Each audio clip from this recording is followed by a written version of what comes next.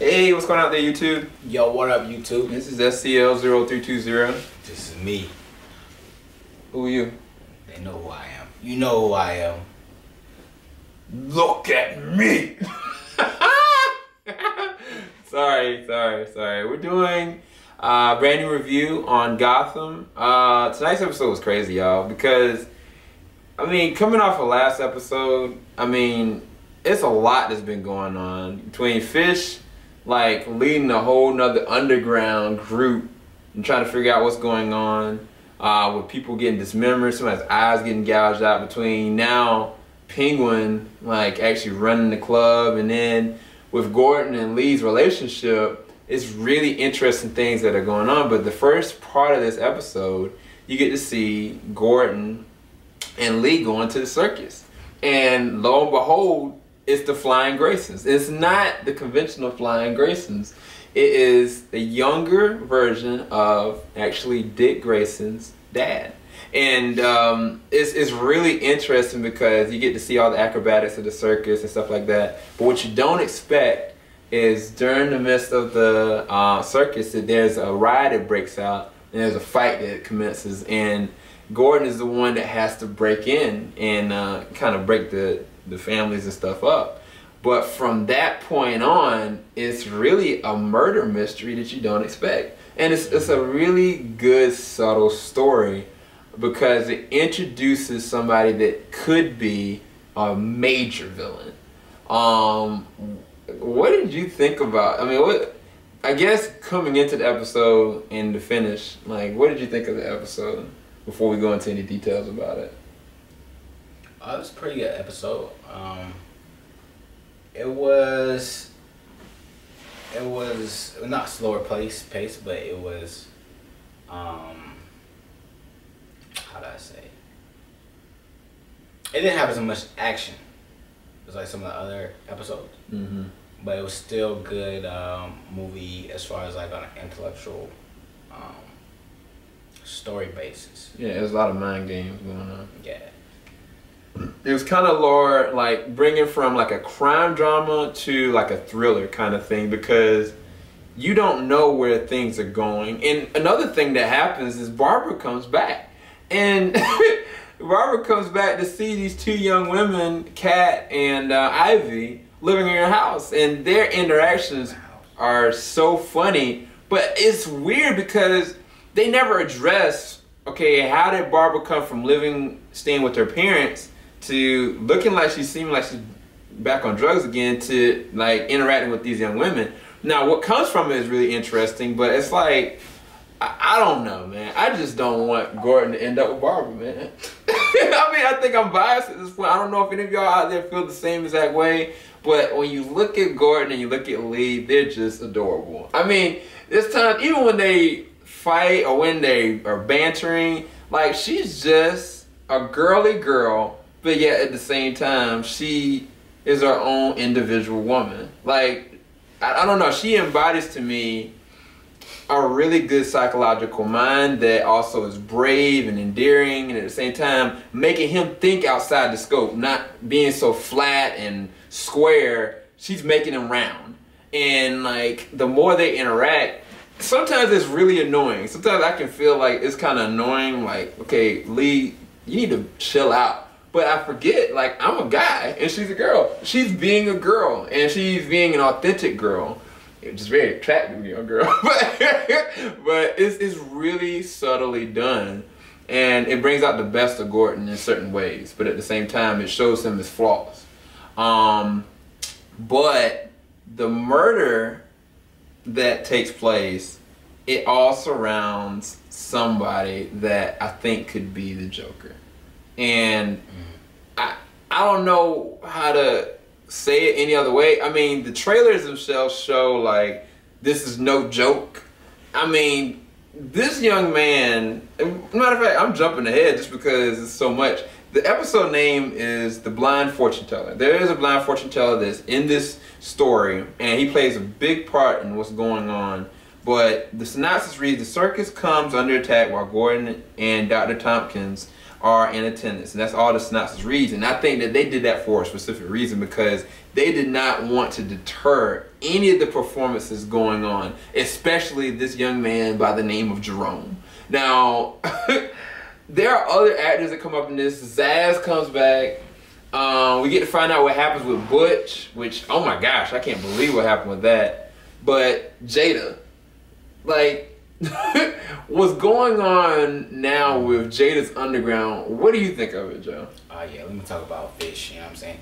Definitely, you find out, you know, how Fish is handling, you know, her new position of power. Yeah. She's very smart, very intelligent, and very lethal at the same time. So it's like, yo, Fish, what are you doing?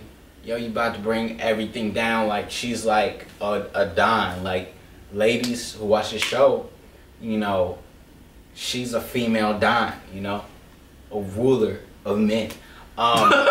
That's really what she is, and what her character embodies. So it's very interesting to see, you know, the moves she's playing. It's like chess. Yeah. She just watch her move. It's like chess, like bow, bow. Each move, each piece, each person under her power, like, you know, she's moving strategically. Yeah. Every move she makes is strategic. Yeah. So that's very interesting to see. Also in this episode, you find out what happens to Butch. Which is very interesting to see. They reveal it probably like right towards the end. Yeah. You got to see what happens to Butch, which is actually very interesting. Like, what's gonna happen in the future? You know what I'm saying? Yeah. Like, is this legit or is this just a play? I don't know. Mm-hmm. We'll find out though. That's true. Next week. But the thing with this show is that they find ways of fitting stuff in. I think that Flash does a good job with this too. Is like adding cliffhangers that are just seconds or minutes that are so pivotal to making the episode great. Because at the end of this episode, you see Bruce coming into his own as the man, OG Bruce Wayne, that is not afraid of anything or anyone. And we've seen that with certain things that he's done, trying to train his body, but now you see just how cunning and intellectual he is. And it is a really good scene, but I feel like Alfred is afraid and he's holding Bruce back. And I think he's holding Bruce back because he's trying to keep him emotionless so he doesn't get too emotional and break down. But at the same time, when he starts being emotionless, he tries to pull him back. And it's like Alfred either going to, one, have to go and just man up and realize like Bruce is going to come onto his own anyway and just kind of be there to protect him. Or it's really interesting dynamics. But I've saved the best for last. The boy's name is Cameron Monaghan. Now that's spelled Monaghan. Okay, he's played in different stuff such as Shameless. He's played in The Giver. I didn't even realize he was a friend from The Giver.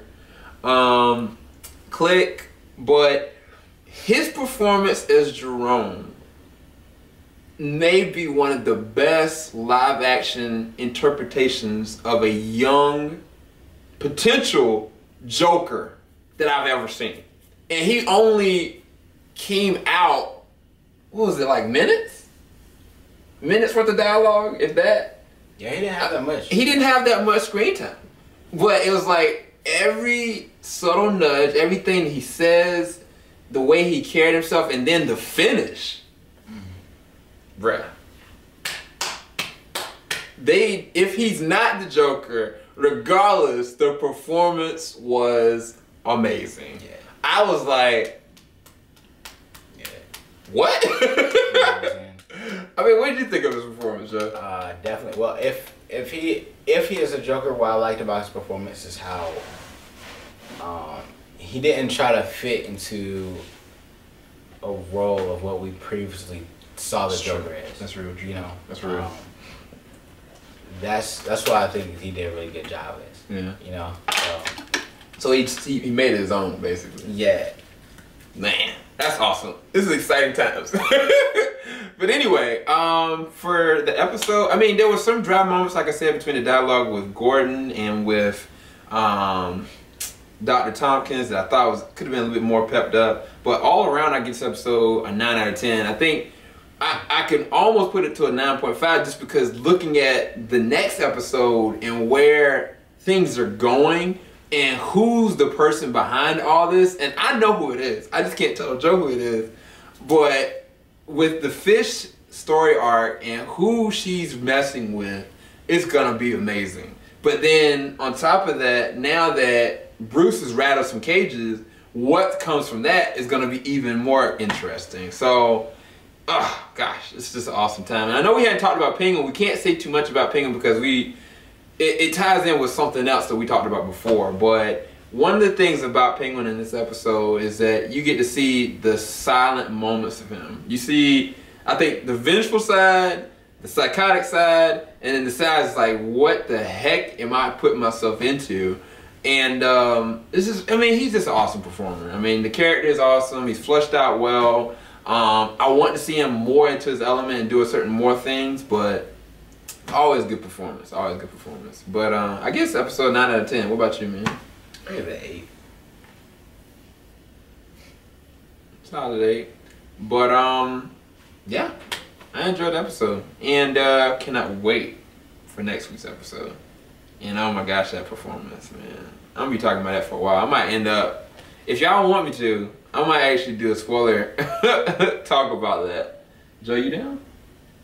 Talk about it? Because I couldn't say anything. Yeah, we'll see. We'll see how they YouTube. SCL0320 signing out. Later, everybody. Later.